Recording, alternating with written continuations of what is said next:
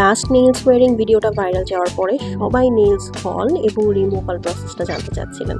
তো আমি আপনাদেরকে প্রথমে যে নেইলসগুলো দেখাচ্ছি সেগুলো কিন্তু প্রাইমার্কের নেইলস এবং এটা খুবই ভালো। আমি অলরেডি একটা পরা আছে এবং I highly recommend Primark for nails, মানে বাজেটের মধ্যে খুব সুন্দর ভালো নেইলস হয়। আর এখন যেগুলো দেখাচ্ছি এগুলো সবই চাইনিজ, একটাও ওয়ার্থ ইট না। যদি নিতেই হয় you can try the brown and pink one, এই দুইটা খুব ভালো, বাকিগুলো একটাও ভালো না, মানে প্রাইস অনুযায়ী একদমই ভালো না।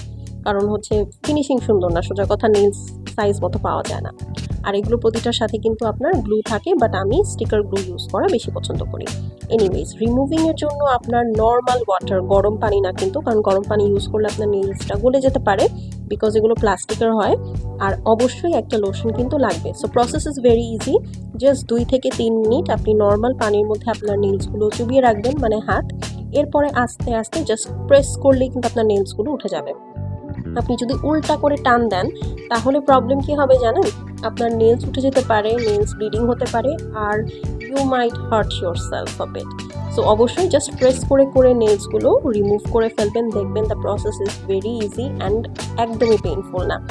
এরপরে যখন সবগুলো নেইলস আপনারা বের করে ফেলবেন, দেখবেন হাতটা একটু খসখস করছে, কারণ আমরা নেইলস তো ফাইল করে তারপরে নেইলস করি, রাইট?